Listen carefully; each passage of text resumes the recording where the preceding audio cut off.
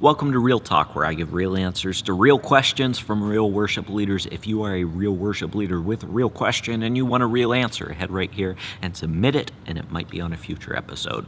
Let's talk about it. I just wanted to make a comment about the 60 to 80-year-olds. I lead worship in our church, and I'm 61 years old. Actually, I grew up in a non-denominational church from the age of 22 until now, and we always had a band and worshiped to contemporary worship music. Still do use Bethel, Elevation, and Hillsong. So actually, I wanted to let you know that while the 80-year-olds did grow up with hymns, the 60 and 70-year-old folks probably grew up with rock music and like the more contemporary style. What creates some tension is when those age groups have to combine into one service.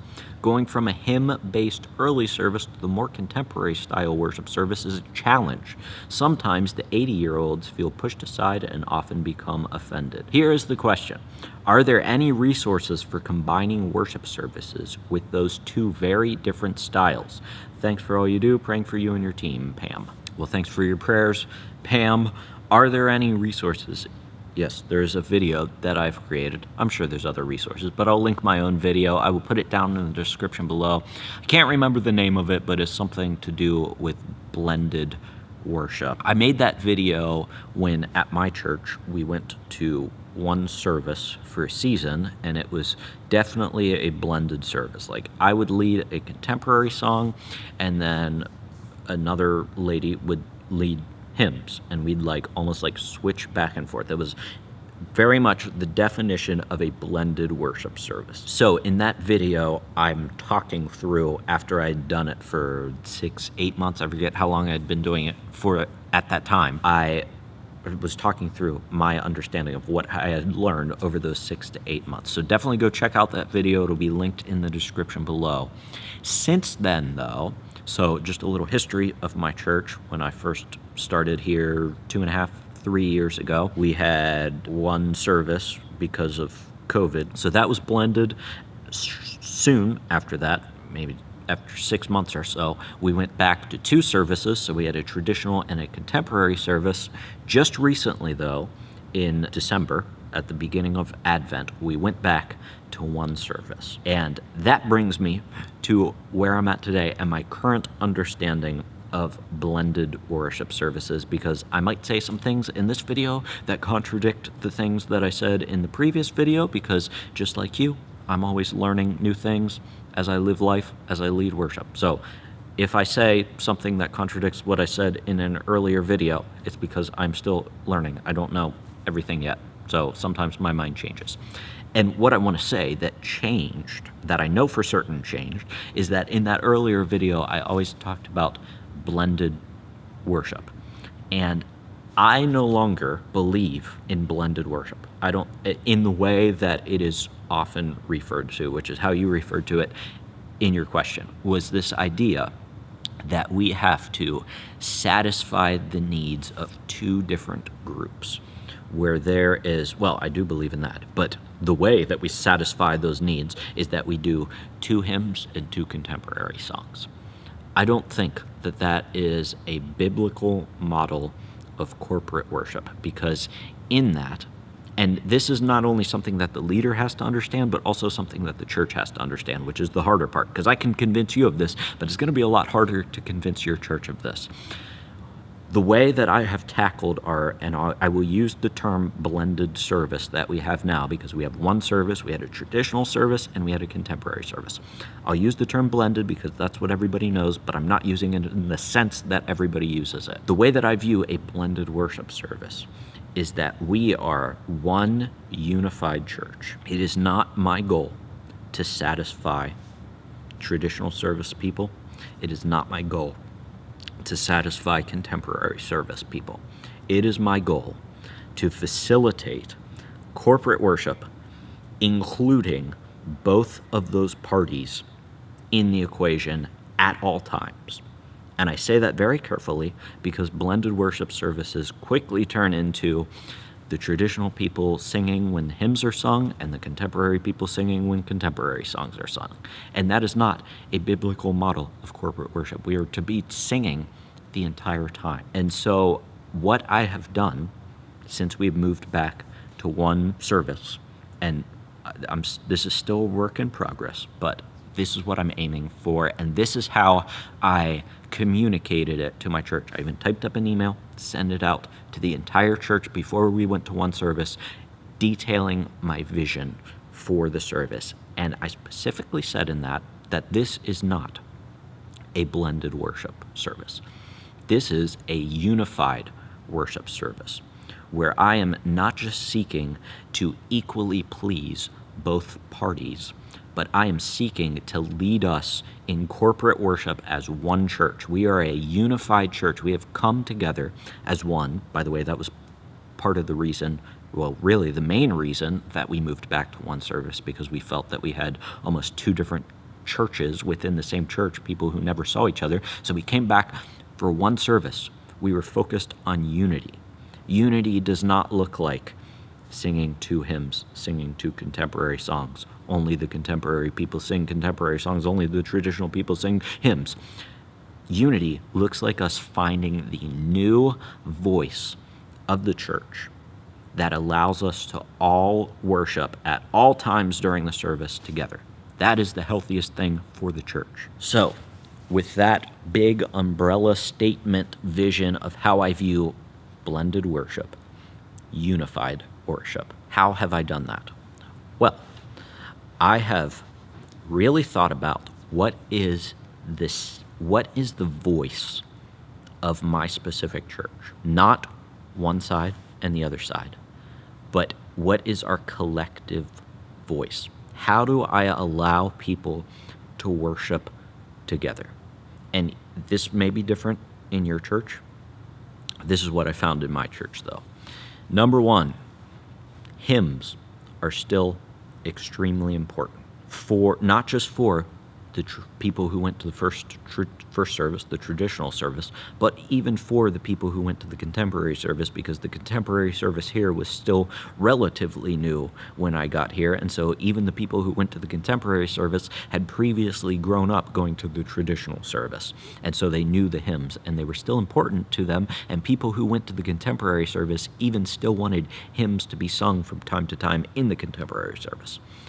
So hymns are important. So I need to do hymns, not to please the people from the first service, but because they were important to both parties involved. That was the first thing. Number two, the people from both services, they aren't like super into Bethel and Hillsong. I feel like those two always get linked together.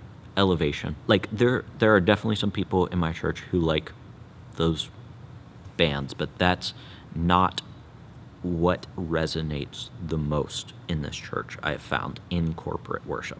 There are 100% people who respond to those songs, but not the entire church. And my goal when I lead worship, your goal when you lead worship, is not to facilitate a one-on-one response between one person who likes Hillsong and God, but it is for us to facilitate a relationship between our church and God, but also the people around us, encouraging and admonishing and exhorting one another through song as we sing on Sunday. So, not everybody connects with those songs. Not even the majority of the people in my specific church connect with those songs. And so, I've leaned into not just hymns, but modern hymn-like songs. And that has become the contemporary element, although I don't really think about it in that way, but that has become the contemporary element in my blended service, in my unified service. And so that looks like singing a lot of In Christ Alone. That sounds like singing a lot of His Mercy is More. That sounds like singing a lot of updated versions of hymns, like the Passion version of Jesus Paid It All. And so I tell you all of that because I think the best way to phrase the conversation, and I think if we can just get this in our heads as we lead a unified service, is to not think about it as a blended service. I still have people in my church who come up to me and they talk about doing hymns and contemporary songs, and I just straight up tell them, I'm not viewing it that way. I'm not on Sunday making sure every single Sunday we have 2 hymns and 2 contemporary songs. Some Sunday we might do all hymns. The next Sunday we might do all contemporary songs. But once again, contemporary in the context that I just explained. I do what is right, or what I believe is right for my church on Sunday. The entire church, not just one specific group of people, whether that be traditional or whether that be contemporary, because it is not my goal, it is not your goal to please half of your church on Sunday. It is your goal, it is my goal, to facilitate the sung praise of God's people together. Not just half of them, but all of them. I have worship team members that get up on stage and act like they've never even sang the song before and don't know when to come in. They literally look at me or each other as the song is starting, regardless of how much we practice or how well they did in practice. They don't end together or come in together during the song during service, even though they nail it at practice. How do I correct this or handle this situation? It is seeming like a confidence issue, possibly, but not sure. By the way, some of you include your names when you shouldn't. Like some people write things about their worship team, which are fine questions to ask, but I would not attach my name to it personally. So I've hidden some of your names for your own protection. I think that definitely sounds like a confidence issue, and maybe what once started as a confidence issue has just become a habit. Because I'm not sure how long they've been doing this for, but just think about it. If you were unconfident for a while and you weren't sure when to come in, and you did it for a year, and then you finally became confident, but you became confident because you started relying on looking at the worship leader and seeing when everybody else was coming in to become confident, then you're probably just gonna always do that. And maybe your worship team doesn't even know that anything's wrong with that. And so, what would I do? And I love that we have like game footage of our services now. So if you live stream your service, I always recommend this for a lot of different problems, but it sounds like it would be equally applicable to you as well. Show your worship team their live stream and listen with them to like one song, a song that's probably portraying what you talked about in the question, and say, I just want you to listen to your part. We're going to be listening for a couple things. Number one, what did we do well? Because we want a positive thing that we can talk about. And what can we improve? If you frame it in that, you have a positive thing you're focusing on and a negative that's formed into a positive thing, because you're talking about what can we improve. It's not what did you do horrible, but what can we improve? What can we make better? Because there's always room for improvement. So at your next rehearsal, cue up a song that exemplifies what you talked about, what you have a problem with, and allow people to discover the problem on their own. I have found in my worship ministry that this is so much more beneficial than me saying, guys, we suck, and we need to end the song together. Sometimes there's room for that. I wouldn't say we suck, but sometimes there's room for that conversation. But I think it's best for it always to start at people discovering the problem on their own. If we can get people to discover the problem on their own, then we don't have to convince them of what the problem is. And nobody wants to look bad on stage in front of their church whenever they're leading worship. Number one, just from a pride thing. But also, most people want to lead their church well. So if we're not leading our church well, and we see that, then chances are we're going to take the steps to fix it. So use that exercise that I just talked about to move into the greater conversation of, okay, let's fix the problem. How are we going to fix that? Number one, you talked about coming in to the song. I think there were like 2 or 3 parts here. Number one, they look at me or each other as the song is starting. If your team notices that on the live stream, or if they don't, you can bring it up once you've watched the game footage, the live stream of your team leading worship. You can bring that up and say, the thing I want us to focus on for this rehearsal is coming in together and coming in confidently. And so we're just going to practice the beginning of this one song 45 times in a row. Maybe not that many, but like 5 times in a row. And you know when you're coming in, there's going to be a click from the drummer, a count off, 1, 2, 3, 4. I don't know if you do that because I feel like that's like a rock and roll thing that I don't always see that in worship. But however you start the song, do it. And allow your team to simply practice the beginning of the song. And then say, now we're going to do that on Sunday as well. Like, we all know how to come into this song. So we don't have to look around unsure of ourselves, but we can focus on leading the people in front of us. We can make eye contact with the people who we are worshiping with and leading worship 4. So I would start there. And then you also talked about ending the song together. I think 2 things come to mind here, and this applies to the just starting songs too, is like, how clear have you made it? Because sometimes we feel like things are clear, but they aren't actually clear. And it's like you end on a 4 chord, but your team's not sure if you're ending on a 4 chord or a 1 chord or a 6 chord. They don't know. And so they each do a different thing. And then if you just brush over it every rehearsal and never specifically say what you're doing, then they're just going to continue to be confused. And I've been guilty of this before, where I'm like, I don't really want to address the problem at the moment because our worship rehearsal has already gone long. But if you just take a second to say, hey guys, at the end of that song, we are ending on a G chord. So let's practice that ending one more time. Everybody land on the G, and we're going to do it until we get it right. And that way people know on Sunday, whenever they're actually leading worship, they know for certain what they're supposed to do. So it might be a clarity thing. Maybe just bring it up to your team.